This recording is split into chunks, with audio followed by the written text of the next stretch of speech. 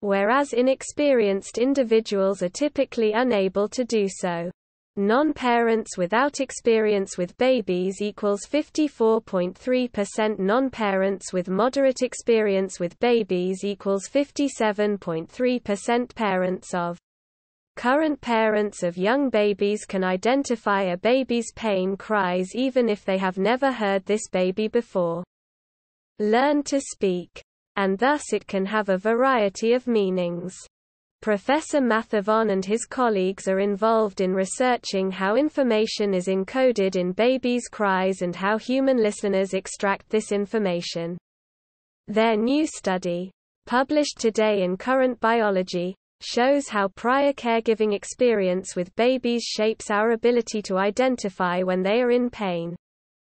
Babies were recorded crying while experiencing mild discomfort as they were bathed at home, and while in pain as they received a vaccination from a pediatrician.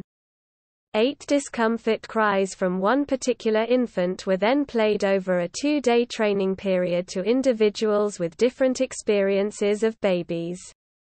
This included non-parents with no childcare experience at all, non-professional experience like babysitting, and extensive professional experience. Parents with children aged 5 or above or with babies less than 2 years old were also involved in the study. After the training period. Thank you very much for visiting my channel. If not difficult, like and subscribe to my channel to always be aware of events. Thank. The participants were asked to group pain and discomfort wails from the baby crying in their training and unfamiliar babies. The results revealed that parenting experience influenced the participants' ability to decode the baby's cries. People with little to no experience couldn't tell the difference between cries any better than chance, while those with a small amount of experience performed better. Current parents and professionals did better than chance, while parents of older children and non-parents with professional experience didn't do well with unfamiliar cries. But the parents of younger babies were the clear winners, as they were able to identify the crying contexts of babies even when they'd never heard the cries of that youngster before.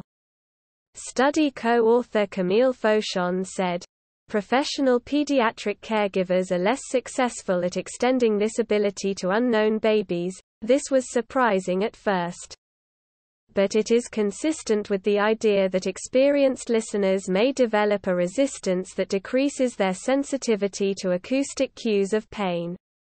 The results show that the acoustic structures of babies' cries are encoded with important information that reveals the reason for their distress. Adults do appear to be attuned to that information, but a human's ability to decode whether a cry stems from pain or discomfort gets better with exposure. The researchers are conducting neuroimaging studies to further explore how experience and parenthood shape brain activity when babies cry. Bonobos are our closest relatives in the animal kingdom. The sound of a baby crying is enough to fill any new parent with dread. But if you're struggling to decipher your baby's cries, sharing about 98.7% of our DNA, and it seems they have picked up a few human-like characteristics along the way. A new study has revealed that the apes produce high-pitched, baby-like cries when they are attacked, in order to attract comfort from others. These displays of distress are strategic, increasing their chances of receiving consolation from bonobo bystanders, scientists claim. They resemble those typically used by infants, such as pouting, whimpering and showing tantrums. The study by psychologists at Durham University reveals that adult bonobos are also less likely to be re-attacked by their former opponent when they display these baby-like signals following a conflict. Read more here. If you liked the video, please like and subscribe to my channel to stay up to date. Peace for everyone. Panic not. A new study has confirmed that this is not an innate ability, and must be learned with time. Researchers from the University of Saint-Étienne played recordings of babies crying for different reasons to participants from a range of childcare backgrounds. It was found that those with experience caring for babies were better at telling the difference between cries.